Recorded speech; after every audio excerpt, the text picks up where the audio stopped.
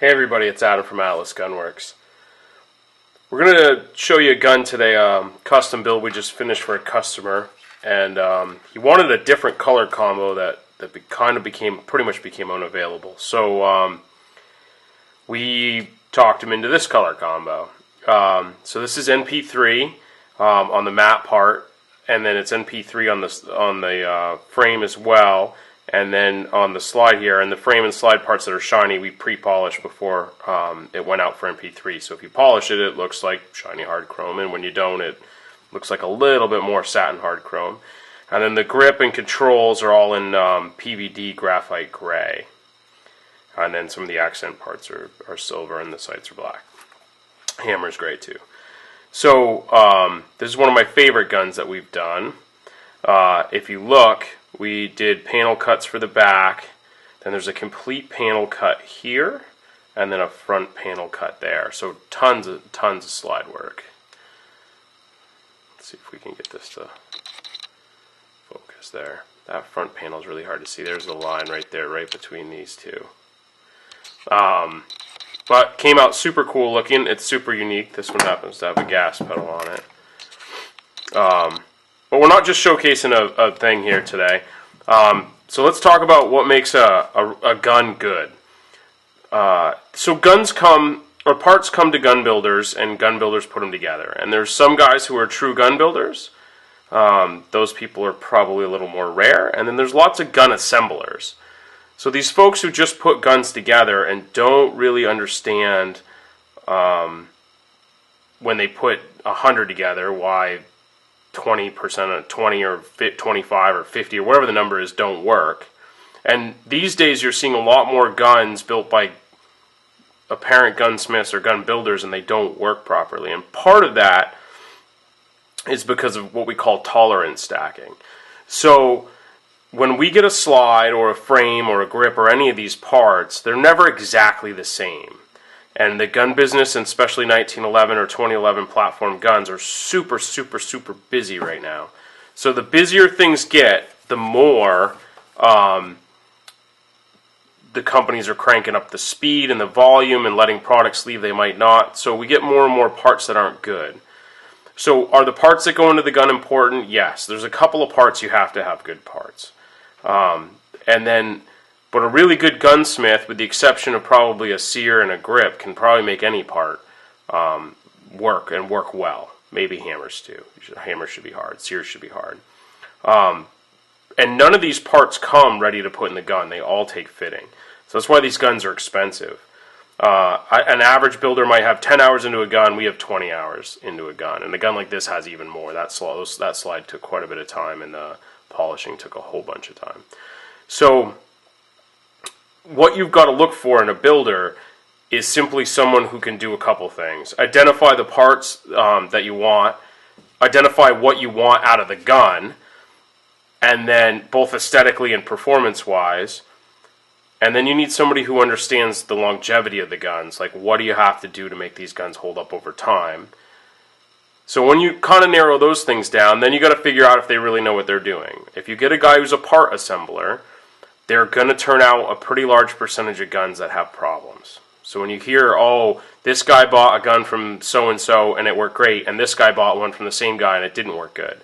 They're just putting parts together in the same assembly process over and over, and when the parts are bad or different, then they don't work out.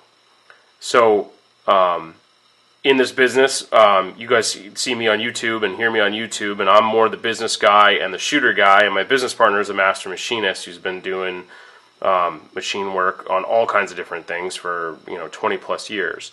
And so we spend a lot of time figuring out exactly what the tolerances of the parts are, and then knowing what the tolerances we need to have to make them work. So we send a fair amount of parts back, and we also do a fair amount of extra work to correct problems. So I have people ask me, well, what slides on the gun? To be honest with you, there's only a couple places in the whole country that make slides. Almost everybody uses the same slide, one of the two places, and neither one of the places make an amazing, perfect slide. So we almost every time we recut the rails in the slides. The rails aren't straight. Almost every time, all the extra work, the slides have tool marks in them. They're a mess. So does it matter what slides in a gun? No. Does it take me longer with one of the two companies today to fit it? Yeah, because it's a more of a mess. But will it be this? Will it look just like this when we're done? If you ask me to build you this gun, then yes, it wouldn't make any difference. Sort of the same thing's true with frames. Having a good frame makes it a lot easier. So when I buy the correct parts, even though I might pay a little more for them, then it saves me time, which in turn should, if I'm buying them correctly, should be saving you money. So some of these guns are crazy expensive because some of the parts are just terrible. You know, you get a grip safety that doesn't even come close to fitting in the frame. You know, you might have, you know, half an hour or 40 minutes into fitting a part you shouldn't have had to do much to. And so a lot of guns too have awesome fit and finish, and our guns have wicked fit and finish because we have to, because you guys demand that, and you wouldn't buy them if we didn't. But we're a performance-based company. We're going to build you a gun that runs exactly the way it's supposed to. And so many of these builders have these fancy, flashy guns, and they look super cool, and they put videos on YouTube of the gun shooting super flat, but the camera's at an angle. You know, the gun's a limited gun with the same weight slide and the same weight frame and grip with the same power factor bullet through it is going to lift just the same amount. We can't vent gas. We don't have a comp. So all these, oh, this is the flattest gun on the planet, it's all smoke and mirrors. There's nothing you're doing aside from adding weight. This is all physics. This is a lever at this angle here. So if I add weight out here and I lighten the reciprocating mass, I'm going to get flatter shooting gun. You can also cheat on those videos and shoot minor or somewhere between minor and major power factor ammo and get a flatter shooting gun. I have tons of video of people shooting our guns and it looks like the gun is a 22 and doesn't lift. Does that mean the gun didn't recoil? Absolutely not. The guy who's shooting it watched the sight lift. It's just how it has to work. It's physics.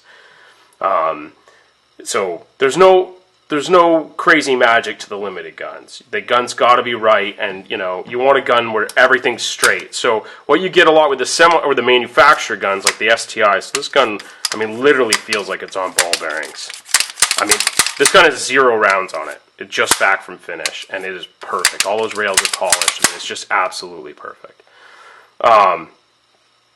When you shoot this gun and it's got 10,000 or 20,000 or 50,000 rounds, it's virtually going to be this tight, right? There's 0 play in this gun of barrel. Nothing moves. The gun's tight as can be. But it still works. So there's a fine line there in getting a tight gun and getting it to work. And that can be the difference, too, between finding a really custom, true gun builder and somebody who's putting parts together. The other thing you get is with the manufactured guns is they all come tight, but what happens is you have burrs on the slide and burrs in the rails on your frame, I should say, and then burrs on your rails. So they're tight, and then when the burrs wear off, they're loose. Go grab a manufactured 2011, you know, by any of the 4 or 5 companies that make them now. That's got 10,000 rounds on it, and that slide's going to slop around pretty good. Doesn't even mean it's a bad gun. They just don't take all the steps to eliminate those processes that we would. So that's a bunch of stuff to know. Be careful when you're fitting we have lots of people calling to add steel grips to guns and stuff, and when you fit the SV triggers, it changes the whole trigger job. So if you want a gun that's like this, don't buy something lesser and try to upgrade. You know, spend the money, wait the couple months. You know, our wait time's coming down and down we're doing lots and lots to get the wait time down. We're goal to get it at 8 weeks pretty shortly here. But buy a gun that's perfect from the get-go from somebody who knows what they're doing. And we're not the only ones. There's some other good companies out there doing good stuff. But do your homework and really understand that the guys know what they're doing and that they care. So that's the last point I'll make about gun builders. If the gun builder you buy a gun from isn't doing the sport you're doing on the same weekends, if he's not at a match when you're at a match, he probably doesn't care enough, or care like we do, I should say. So I'm at matches. I shot one today. It's a Saturday. I'm going to shoot one tomorrow. It's Sunday. I've never actually been able to do that, but matches are popping up all over here in the Northeast, so we can do that now. And if you called me or text me or sent me an email and said your gun didn't work, it will ruin my day as much as it ruined yours. I dread those phone calls and emails. And most of the time when I get them, it's either an ammo issue or somebody, you know, it's almost always an ammo issue, or somebody broke a firing pin because they had a case with no primer or whatever. And we'll help you through all of that. We're shooters. All of these videos are up not really to sell guns as much as they're to help people skip the problems that I had. So everybody, if you're watching this video and you shoot USPSA or steel or any of those kind of things, I was in your shoes 10 years ago. And there's no reason why people have to read through crazy forums or whatever. We all learn better by video. Just, you know, jump on YouTube and we're happy to try to answer any questions.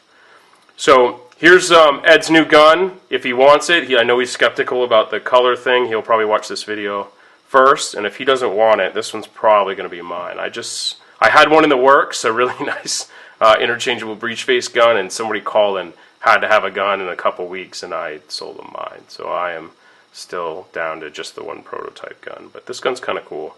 And definitely if Ed doesn't want it, we'll build him a different one, and I'll shoot this one. I hope that helped you guys make decisions about gun builders. Be very careful. There's lots of people who aren't building amazing guns, and there are some people who are. So try to find those guys. See you on the range.